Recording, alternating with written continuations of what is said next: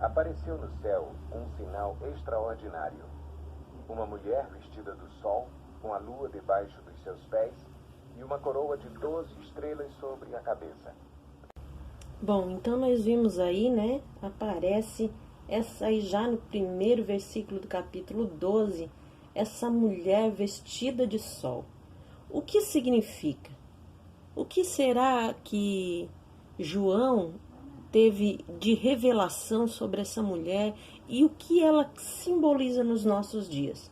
Bom, nós vamos por partes, para nós podermos entender exatamente como é e o que é que João queria nos passar através dessa visão.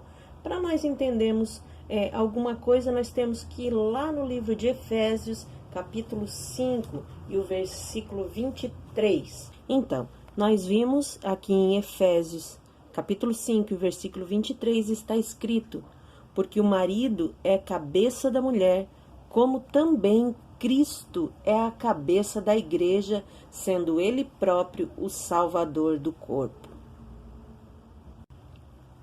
Bom, então nós vimos aí que mulher é a igreja.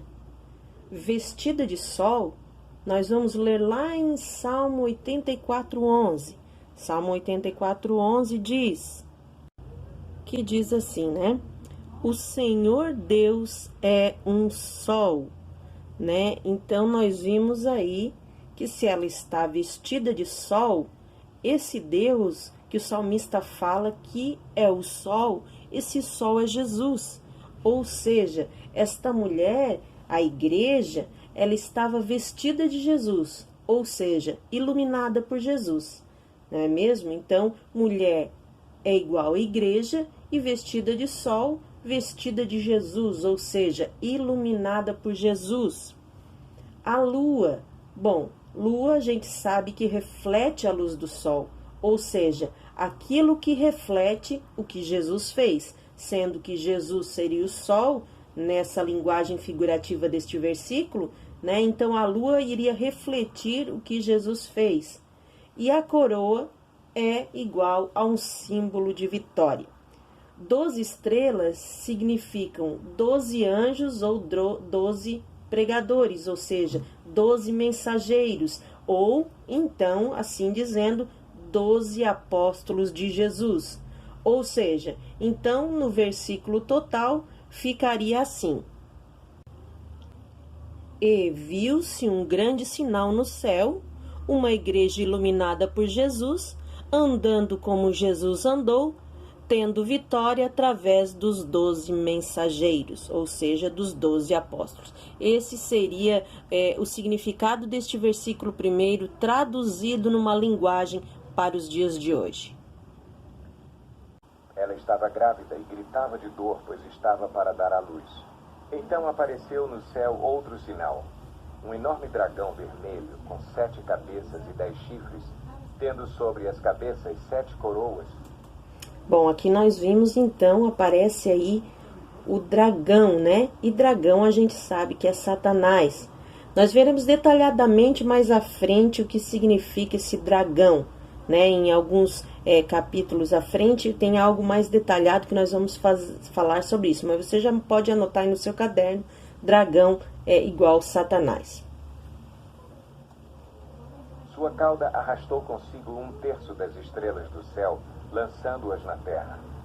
O dragão colocou-se diante da mulher que estava para dar à luz, para devorar o seu filho no momento em que nascesse.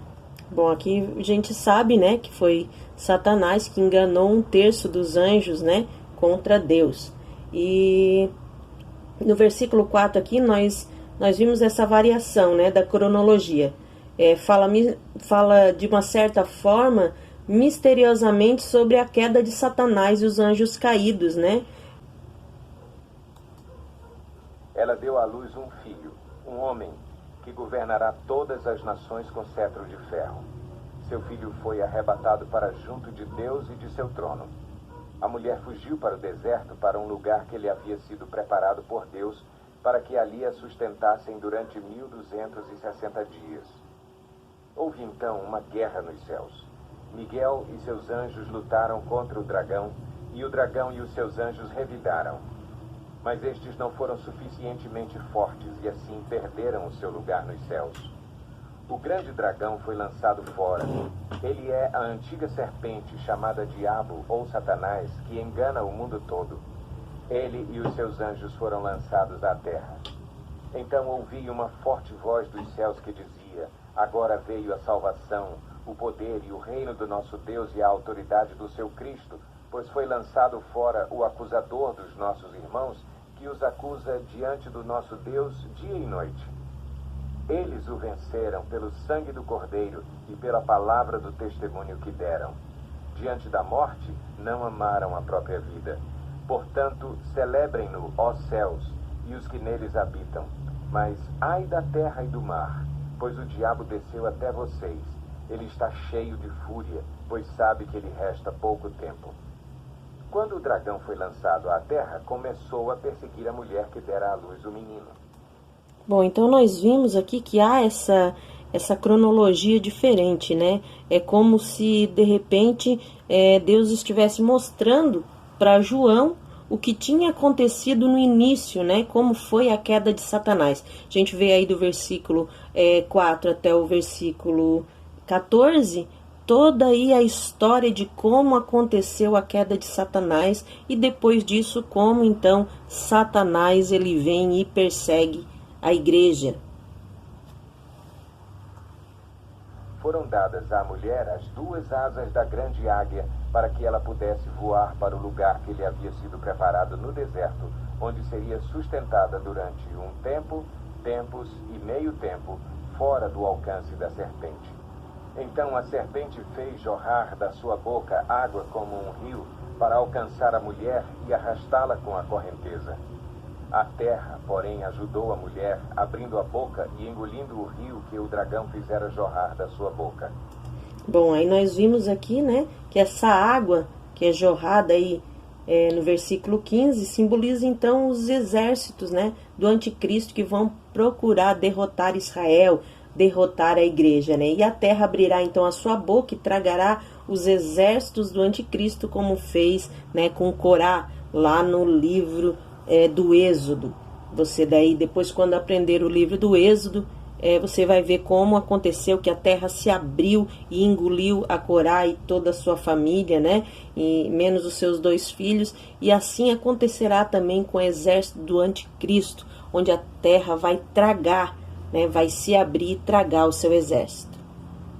O dragão irou-se contra a mulher e saiu para guerrear contra o restante da sua descendência, os que obedecem aos mandamentos de Deus e se mantêm fiéis ao testemunho de Jesus.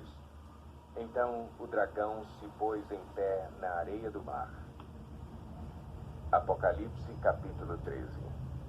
Vi uma besta que saía do mar. Tinha 10 chifres e 7 cabeças, com 10 coroas, uma sobre cada chifre e em cada cabeça um nome de blasfêmia. Bom, agora nós vamos ver, né, sobre essa besta. Vamos falar sobre essa besta que saía do mar. Essa besta, né, que seria aí o anticristo, e que como nós já ouvimos falar aí sobre o anticristo. O que seria o anticristo?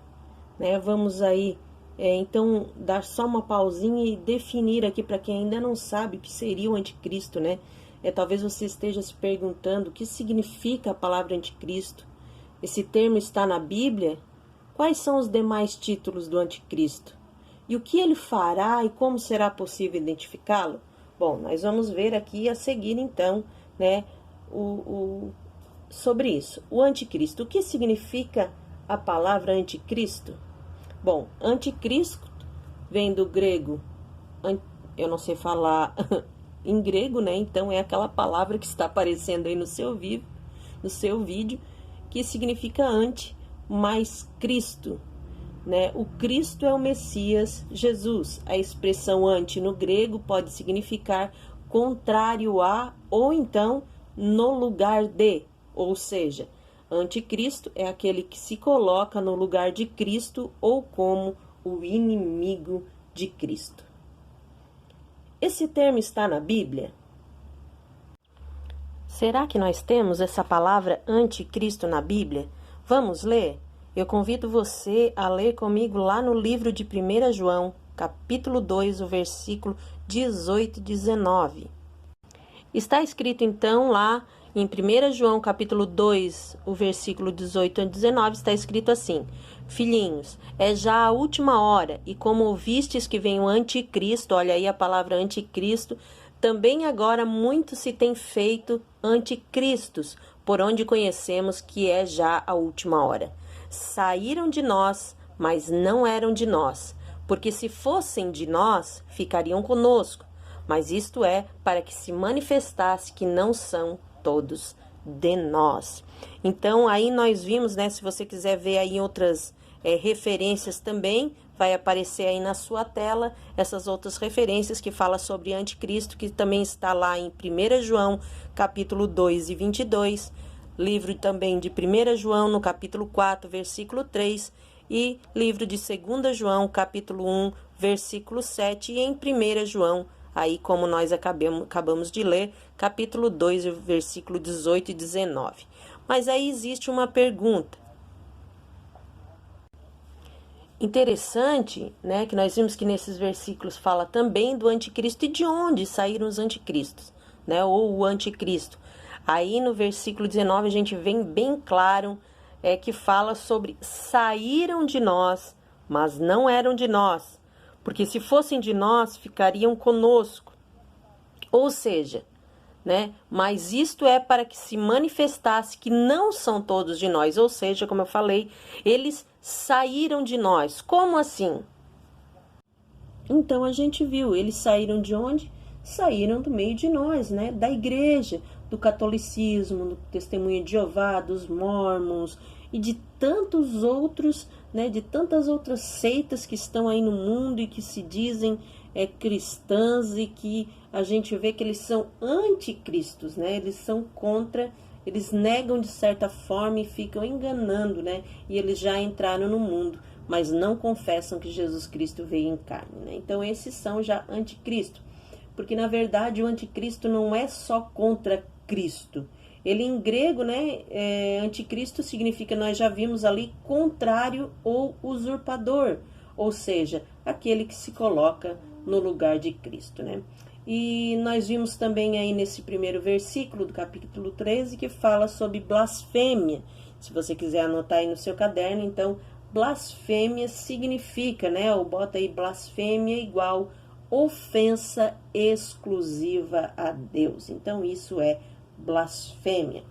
Bom, agora nós vamos entrar em mais uma parte que é muito interessante.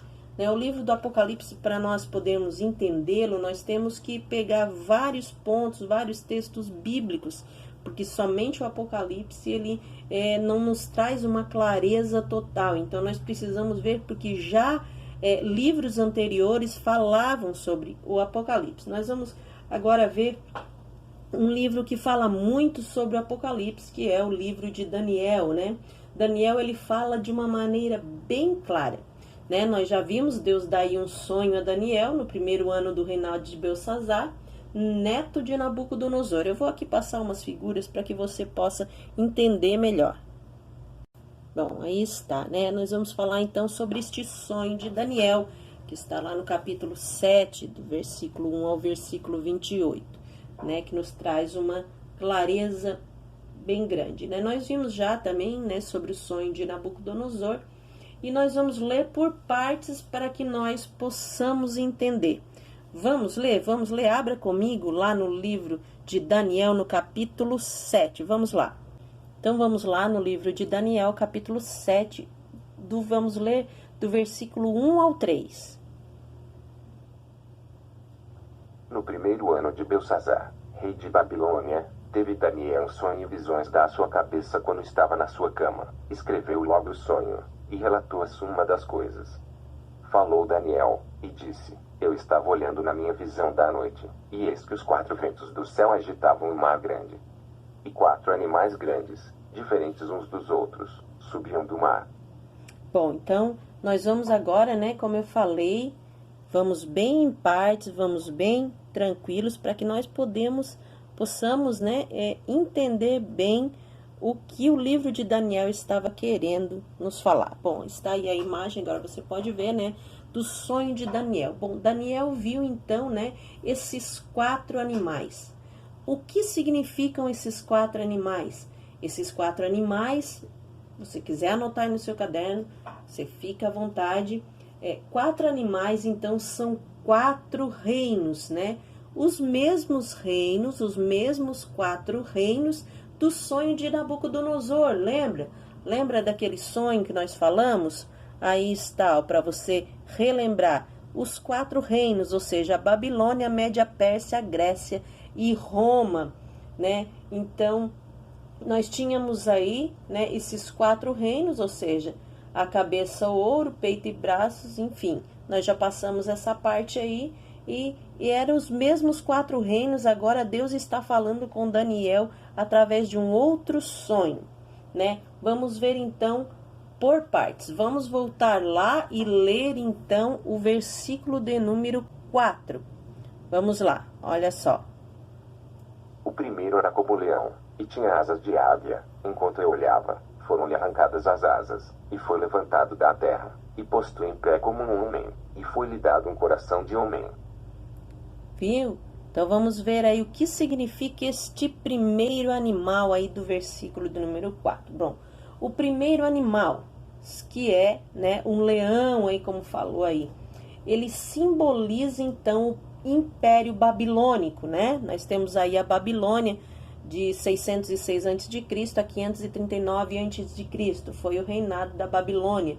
Os seus símbolos são então a cabeça de ouro, né, de Daniel 2:38, o leão com asas de águia, aqui em Daniel 7:4, e também uma grande águia, fala também lá no livro de Ezequiel. Eu não vou botar aqui, mas se você quiser ir lá ver, no livro de Ezequiel, do capítulo 7, do versículo 1 ao 6, também fala sobre este animal, mas agora como na figura de uma grande águia, simbolizando o que é isso? Simbolizando força e rapidez, né? Então nós temos aí, né, no livro de Daniel, no sonho de Nabucodonosor, né, a estátua. Depois nós temos aí o leão com asas e também a águia, né? Isso simbolizando então o Império Babilônico.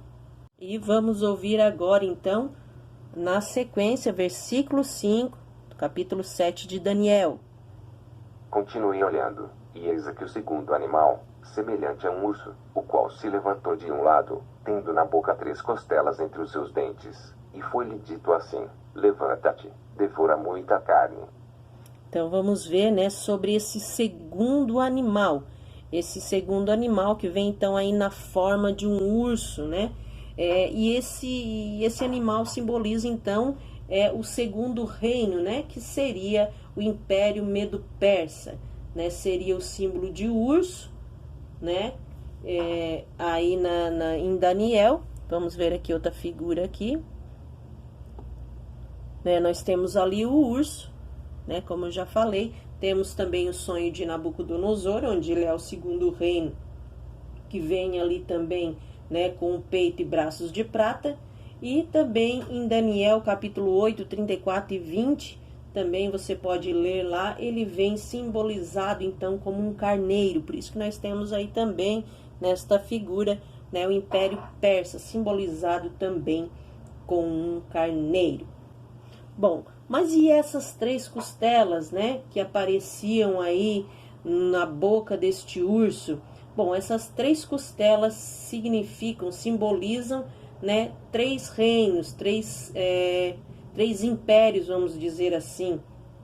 Ou seja, o Império da Lídia, da Babilônia e Egito, que eles foram os impérios que mais ofereceram resistência, né? Que foi o Império de Ciro e Dario quando invadiram a Babilônia. Então, eles ofereceram muita resistência para os medo-persas, para que eles não conseguissem conquistar, mas eles conseguiram. Isso já foi predito muitos anos antes deles conseguirem aí. Então, em Daniel está bem claro isso, que Deus deu esses sonhos tanto para Nabucodonosor como para Daniel, antes mesmo de acontecer, e depois eles vieram a acontecer. E por mais que foram muitos resistentes, Lídia, Babilônia e Egito, eles acabaram, né, sendo conquistados por este grande urso que teve muito mais força do que essas costelas, né, do que esses reinos, que veio e dominou eles e acabou então conquistando, e foi este Império Persa, né, que nós vimos aí, que nós vimos na outra figura, que então governou de 539 a.C. a 331 a.C. Bom, nós temos mais 2 reinos para ver, mais 2 animais, mas eu não quero me estender muito, senão vai ficar muito extenso, e eu vou deixar esses 2 animais então para a próxima aula. Na próxima aula você vai ficar conhecendo então o significado desses outros 2 animais. Quero encerrar aqui então, desejando que Deus abençoe essa casa, sua vida, o seu ministério, em nome de Jesus, e até a próxima aula. Não esqueça de deixar aí um joinha e compartilhar com aquelas pessoas que vocês sabem que gostam de estudar a Bíblia e que precisam. Na verdade, precisar todos nós precisamos, mas que você compartilhe aí com quem você sentir no seu coração. Amém? Deus abençoe e até a próxima aula. Uma outra o quê? Fala uma outra o quê? Uma outra. E ela lá fazendo